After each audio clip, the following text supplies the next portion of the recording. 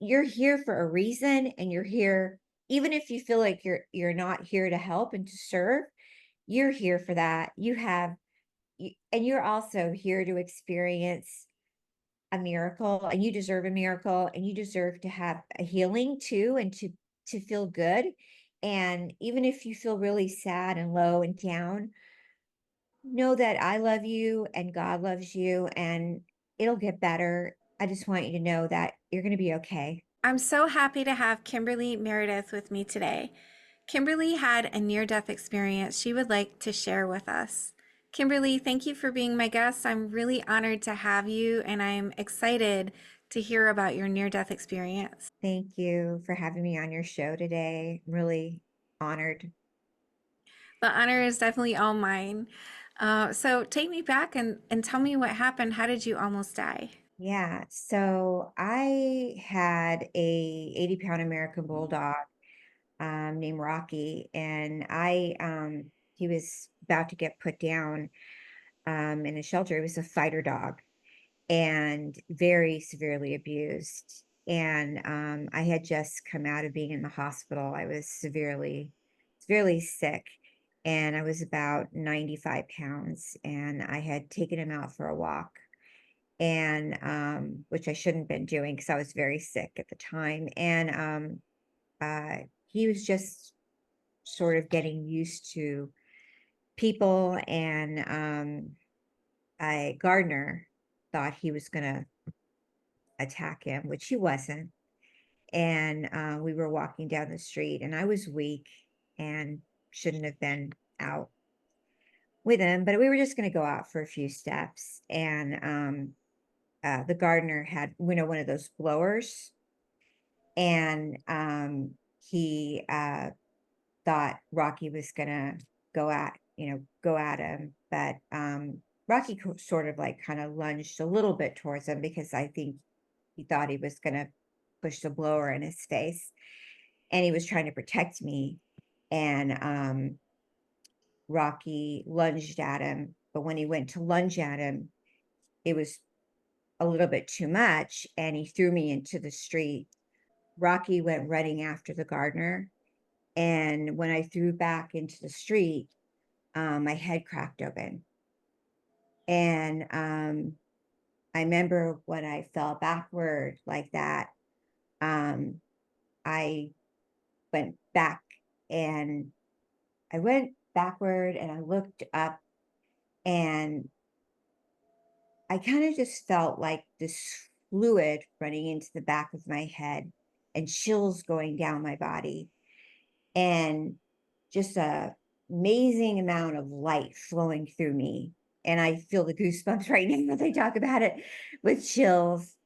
And I could see angels, like these orbs all around my body. And this coolness fluid over my body, and a duality of like this energy feeling of like swooshing and lots of sounds, and my body lifting up, out of my body, and a duality of like a heaven and hell feeling, because I could also hear a dark energy coming at me and a light energy of angelic beings, and a very dark hearing also of energy, like a growling noise, uh, and also an angelic beings um, saying, "You're safe, you're okay." At the same time, um, Rocky came back over and laid on my chest because I could feel that. And I felt the licking on my face, on my body. So I was going in and out at the same time of this happening to me. Um, I kept going in and out, in and out, in and out of this duality of happening to me. And I remember waking up and seeing Rocky on me. And I remember feeling this going on. There was blood coming from the back onto me. I remember grabbing my face and feeling it. And then I remember feeling this amazing amount of light coming around my face onto my chest and pushing down on me. And um, then I heard someone go, get help, like that. I came out of it, get help, like that. And the whole entire time, um, Rocky never left my side. He was on my body with me, um, staying with me the whole time. Um, he could have left, but he didn't leave me. Um, I remember that I got help. They got me to the hospital, but I don't know how. I don't remember how I got there at all. It's just a blur of how I got there from that place. I do know that um, I must have been out several minutes because my fiance at the time said they had to come get me. There was many cars that swerved around Rocky and I. If Rocky had not laid over my body, I would have gotten hit by a car and I would have been killed. Um, because there was so many cars swerving around me. Um, he just protected me and laid over my body. I don't know how many minutes I was out, but I had a subdermal hematoma from that. Um, After that, and I came home, I suffered for many months after that, this injury. And it took a year and a half. I was in a wheelchair trying to recuperate from this injury. Um, he, my Rocky, um, he lived only about 6 months after that. And then he crossed. He was so severely abused. Um, he had a large tumor that was lodged in the back of his neck. And he came into the world, I feel, to gift me these abilities that I have now. Because shortly after I was healed, finally, um, they wanted to do surgery on me. So, because I was in the collar and I was in a wheelchair, they said I would probably never be able to walk because I had severe injuries. Um, I started to get my eyes started blinking and I started having messages from spirit and my guides. And I started to learn to become a medium and a healer. Um, I was born with abilities as a baby, as a kid, and I pushed them away. But after this very unusual freak accident, I started communicating again with these angelic realm and guides, and which I found very unusual because I never was into this type of thing. And I was a nurse's aide. I had a different life. And now that this had happened to me, I started communicating with spirit and guides. And this angel, Rocky, my dog, um, who saved me, which I had saved him in the beginning, um, lo and behold, I had no idea he had this horrible tumor in his neck, and he dies after I fully had recuperated. One morning I woke up and I went downstairs and he just passed. And when I took him to the vet, they said, because when he was at the home, when they were training him to be a fighter dog, they had wrapped him around a fence with his neck with a chain and sawed down his teeth to be a bait dog. He had gotten a tumor around his neck, and it was a lump, like a tumor that turned into cancer. from them abusing him like that. So after a year after this horrific accident with a concussion tumor on my head, and I recuperated, he left. What I'm getting at is that sometimes when people have horrific head concussions, it can awaken your healing abilities, who you are. And I feel like, to go back to the story, when I went down to get, I wanted to get a dog. I went to really go get a small dog. I didn't ever went to go get an 80-pound American Bulldog. I wanted to get like a Schnauzer or something small. And there was something about Rocky, and they were going to put him to sleep. And I wanted to, I just looked at him and I thought, I didn't always come from a great upbringing. And I was always bullied as a kid because I was different and I blinked. And I had these abilities when I was little. I had special abilities as a kid with the blinking eyes, and I communicated with spirit when I was young. And I was bullied and I was told not to blink and communicate. So I pushed it away. And when I went down there, I felt that he could be rehabilitated. They said that, you know, they didn't tell me he was biting or doing anything bad, but they said he had come from an abusive situation.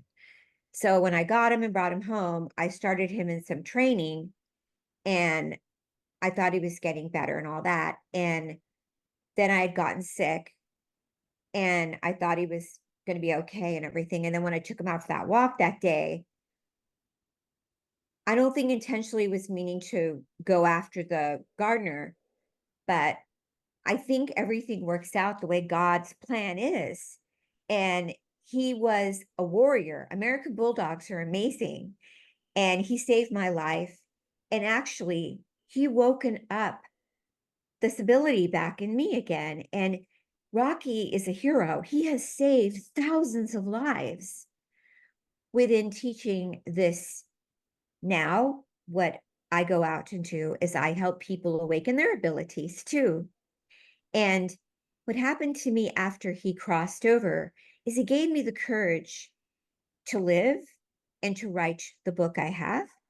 And also, he has helped other people understand that everybody is a teacher, everybody's a warrior, and everybody should be fearless to awaken their own abilities and not be afraid, not to be afraid to be who they really are, not to be afraid who you really are.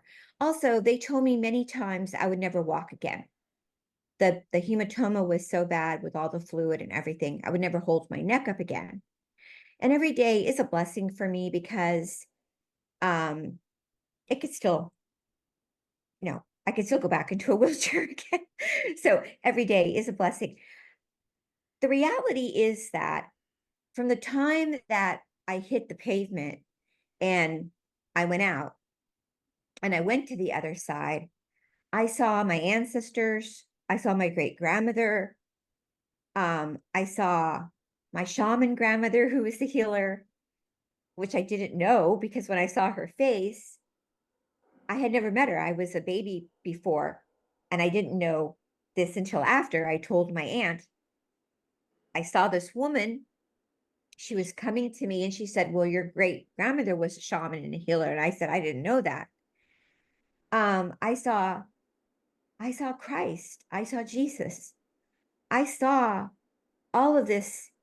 And when I was little, I pushed away the blinking, and the blinking came back after this. So all of this happened because of Rocky. I know this. I know this because everything happens in this lifetime for a reason. What do you mean the blinking? What does the blinking signify? My blinking is how I communicate with spirit. Everyone communicates with their guides or spirit or your own intuition in different ways. So you may get a gut feeling, you may get your heart goes pitter patter faster when you get your intuition. My eyes and my blinking is been documented in scientific research, how I get hits and codes through my guides and my blinking. So my eyes, when I came into the world, since I was a baby, I've been communicating with spirit through my codes and my blinking eyes. Help me to understand how the blinking is the communication. Do they make your eyes blink and then you understand kind of like a Morse code? I have over 25 to 65 codes with my blinking eyes. So if somebody is, having, you know, anything medical or um, emotional or physical or element, my eyes will blink in different codes and frequency numbers. Were you taught the blinking or is it just intuitive? I was born this way, and then it reawakened after the near death experience. And I've been documented in three of the biggest scientific organizations in the world. And what did they document? What kind of study did they do with you? They've done double blind studies. Were you told that you had to come back? They did. Yes. Jesus told me I have to come back and I have to complete my mission. Were you able to find out what your mission was? Yes, I'm a healer.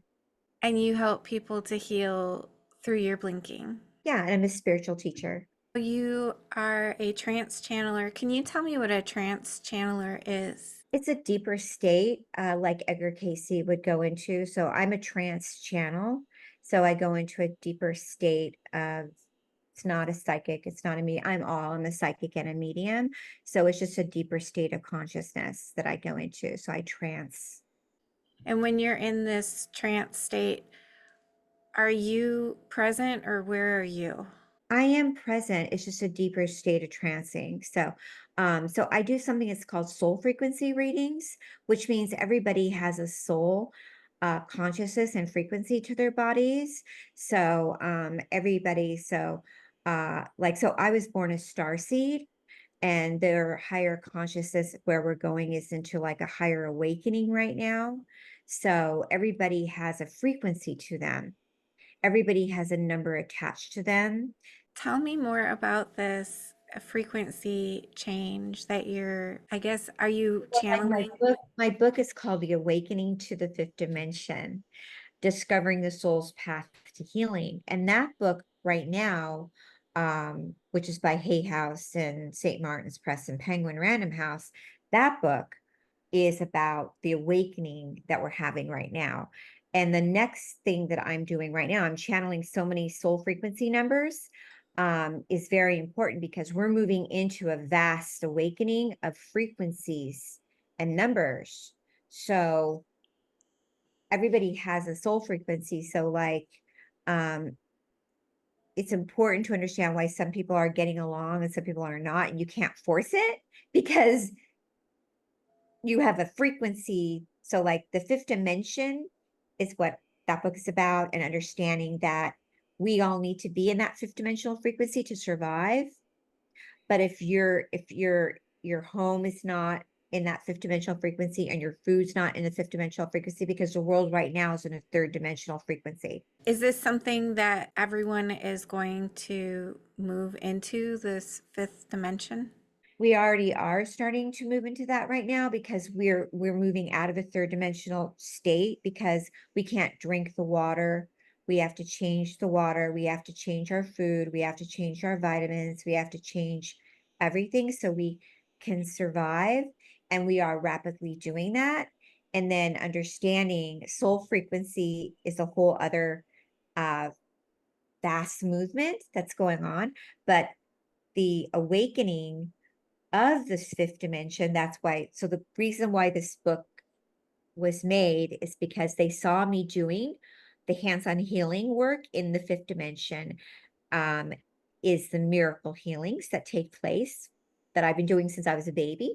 And then it reawokened after my near-death experience, the laying on hands healing of the fifth dimension, which many people are learning how to do right now, which is miracle healing, which is accepting the fifth dimension and you're becoming healed, and also eating good, drinking good water, um taking care of yourself spiritually, raising your vibration, relaxing, meditating, but everything has to be in alignment. What is this healing, the laying on hands healing? How does that work? It works by believing you're in a higher dimensional frequency. And like the reason how I was able to heal myself with this higher vibration in this fifth dimensional energy and not still be in the wheelchair, which they told me I would never walk again. I would never be able to be healed. I would still be in that wheelchair, which is a third dimensional thought process. The way we're told something like our world is going to be this way, the way we're saying, no, we're going to be healed, we're going to be better, we're going to be in this fifth dimensional energy, we're going to be saved. So people saw me laying hands on people like large goiters, tumors, and they're dissolved. This is something was going on. We first came in our world, like when we had these sacred masters, ascending masters. We were doing that when we first came in our world. When we called on the Holy Spirit, when we called on Christ's light, people were healed. So this is light workers. This is happening. So in my book, these are major publishers. They published many, many documented miracle healings, many of them in my book in the appendix, that this is real. This is real. This is happening. So many people that have had awakenings, they're healed. This is healed. And so this is going to happen, and more of it is so exciting. So this is not just Eastern, this is also Western combined together, miracle healings. And it's not just adults, it's children, it's animals. Um, you could go back to thinking about like um, Mary Baker Eddy, uh, Catherine Kuhlman, Jesus. You could go back to thinking about any of those people. They had near-death experiences, Oh, so they were able to develop those same gifts that you have. but you don't have to have a near-death experience to develop those gifts. Mm. How can someone develop those gifts? I know you said something about believing that you're in the higher frequency, but believing and actually doing are two different things. It can be a little Well, more difficult. What tips do you have for people to? well, people are all the time learning Reiki, quantum healing. Those are just different names. Fifth dimensional activating healing is just another name. Calling in the Holy Spirit, calling in the healing into your body is just another name. We do these teachings all over the country. People are doing it. It's just accepting the healing through your body. It has to be, you know why? Because I'm sitting right in front of you, I should be dead. And because also, not just because of the near-death experience, because after my NDE, they would tell me, you're never going to walk. You're never going to be able to eat out of a straw. You're never going to do this or do that. And I myself, and have many clients are told these different things. It's calling in the energy healing, but also learning, well, if I am taking this vitamin and it has red dye or it has this substance in it, maybe I should take a different one that's more organic. Everything has to be together. But when you see a tumor this large on a thyroid and you're in a group of people and you're laying on hands and you're calling in love and oming, or maybe just saying, I am love, I am light, and I am healed, and it evaporates. That is where we're going in the future. And then you go to your doctor and they say, it's gone. And that is free. And also, when I came back from my NDE, I was I was never the same again because I used to be totally different. Like I lost a lot. I lost my old life. I lost a lot of friends. I lost person I was with for 9 years. I lost everything that I was before. Um, I never was interested in what kind of water I was drinking or what kind of food. I mean, I didn't care that my water was pure and had good magnesium in it. I wasn't I wasn't blinking. I wasn't like I was when I was little. I was like, I'm blinking again, like I was when I was a baby. And I was, I I totally different than I was before. I mean, now I pray morning, noon, and night. I'm a spiritual teacher. I'm doing all this.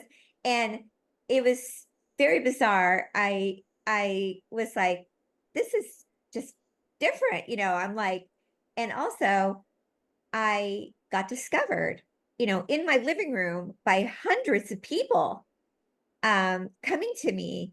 And one after the other, I first started laying on hands on a friend. I said, let me do a prayer on you. He was very sick. He had an Achilles heel that was torn. And he goes, why? I said, because I'm healing myself with prayer and I'm starting to feel better. They want to do surgery on me, but I don't want to. And I was starting to get better through prayer. And I laid my hands on his Achilles heel and I started to do a prayer. And at the time, I'm half Jewish and Catholic. I started praying in Catholicism, Hail Mary, and I prayed on his Achilles heel. And he went to the hospital to do his surgery. He called me up and he said, "They're not going to do surgery on me anymore." I said, "Why?" He goes, "It's healed." I said, "You're kidding." He said, "No, you're a healer." And I said, "That can't be." And he's like, yes. And he's known me my whole life. I mean, forever. And I was in nurse's aid. I've been a nurse's aid forever. And I also been working on shows, which were like entertainment shows that make the sets look like real nursing stuff. Like I worked on Scrubs and Grey's Anatomies and stuff, but not as an actress, but like doing setting it up to make it look real, like cooking up the EEGs and stuff like that. And he was like, it's unbelievable. It went in, and I had done like the Hail Mary, full of grace, all that, and pushing it in. So he's the one that started telling people about me and having people come to the house, and I was just doing like the Reiki healing. And it just sort of never in a million years thought that I would become a known healer or a medium. Never. So you were just as surprised about this as anybody else. Never, ever, ever, ever. You said that you've been healing since you were a baby. Do you remember doing healing sessions on people when you were a small child? Yeah. That's why I went into being a nurse's aide, because I loved always healing. When I was really little, I was blinking. They had a camera on me when I was very little, follow me around watching the blinking. And the first person I ever healed was my grandma. And I would always put my hands, rub them together, and I would put them on her throat. And I would say, heal. And I would put them around her throat and on her chest. But I didn't know why. I just would always rub it around her chest and her throat. And then there was something that was very eerie. Um, one day there was a bird that had died outside. And I went over to the bird. I think I was around, God, a year old or two or something, she said. And I grabbed the bird and I put my mouth over it. And I said, the bird is dead. And I breathed into the bird and she said it came back to life. That's not then there's another time. Then my dog had a seizure. I was 5.5 and it passed. And then I did it to the dog too. I went over to the dog and I put my mouth on the dog and I said, no, you're not, no. I went, no, no, no, you're not going to die. And I put my mouth and he came back. Now, this is not the only time I would do these things to bring back. And then I would always go around the house and see people that were on the other side. I would say, I see my great grandmother had died. I see grandma. She'd say, what's grandma look like? And I would tell her what grandma looked like. And I'd never seen her before. And she'd say, that's what grandma looks like. And I always would see people that would die. I'd write little notes. I was always writing notes about dead people. And then I went into being a nurse's aide. My mother was a little abusive to me when I was little, and she didn't like the blinking. So she slapped the blinking out of me when I was 7 years old. I love my mom, but she was very abusive. And she would say, she thought I was autistic or, had tics, because I was blinking a lot. And she said, "You're going to stop blinking." And she kept slapping me and slapping me and slapping me. And then one day, I just prayed to God that it would stop, and it left. And even now with my clients, um, people come for mediumship readings, but I am true and true a healer. That's my heart. I love healing people. And I will often get a hit that we all have to go one day. We can't stay forever, but I will get a premonition that it's not their time to go. Are you able to channel at any time, like on demand? Pretty much. I mean, if they want me to, they'll come in. Yeah, pretty Who much. is they? The team, the spirit team. Your guides? Would you call them your Yeah, guides? Okay. the spirit guides, the team. Yeah. And do you know who they are? Are they family or who are they? Yeah, when I turn my head, they're coming in and talking. They come from the left, mostly my left ear, because that's where they come to the left side. Um, I have specific like I channel Edgar Casey. He's my main guide, one of the main team members. And I have my grandmother and I have Jesus and I have ascending masters that come in. But I don't know if you know Edgar Casey. He's one of the most famous psychics. Yeah. He's one of my main psychics, is Edgar Casey. So he cracks a lot of cases, a lot of medical cases with me. We have pretty strong and I don't know if you know Dr. Quinby. He's pretty big too with me. So we can detect, we can get to we like getting to the root cause. So I'm really, as you can see, I really do love the medical root cause. I love doing medical stuff, but I also really love, it's a family affair. I love when people come in and the moms and the dads and the sisters and brothers. And I have a really big heart for suicide. So it's like a lot of I have a family member that took their life. And one of my little brother passed away when he was young. He died at 15. So I have a soft spot. So my little brother comes in a lot. So a lot of times moms come to me and they've lost their kids. So my brother comes in and he helps with that. So I have a big grief support group. So I get a lot of people that come to me for help with suicide and kids grief support. Is there anything that your guides or your team wants to share with the audience today? Yeah, I wanted to say that I believe that everybody came here, right? If you're here for a reason, and you're here, I feel you're here to even if you feel like you're not here to help and to serve, you're here for that. And you're also here to experience a miracle, and you deserve a miracle, and you deserve to have a healing too, and to feel good. And even if you feel really sad and low and down, know that I love you and God loves you, and it'll get better. I just want you to know that you're going to be okay, and just know that it'll be all right. That's very beautiful and comforting. Thank you very much for that. Thank you for having me. Yeah, thank you. And so you also you teach people, hold on, let me start over. And so you also teach people how they can do these healings and how they can wake up. You have classes that you offer for free, is that correct? I do. That's one of my favorite things to do. I love doing the sessions, but I love teaching. I love teaching. And I have my support group, my Mother Mary Matrix group, which is really fun. And it's a nonprofit organization group, which is free once a month. And then I have other intuitive classes that are very, very fun and excellent, fun groups that we do. And they're all on my website, thehealingtrilogy.com. And if my audience wanted to reach out to you, they want to ask you some questions or they would like a session, how can they find you? Would that be on your website as well? Yeah, you can just email me or they can just find me at thehealingtrilogy.com. Wonderful. And Aw. if you had one message that you wanted the audience to take away from our conversation today, what would it be? Oh my God. Never stop believing in miracles. Excellent advice. Thank you so much. I just adore you.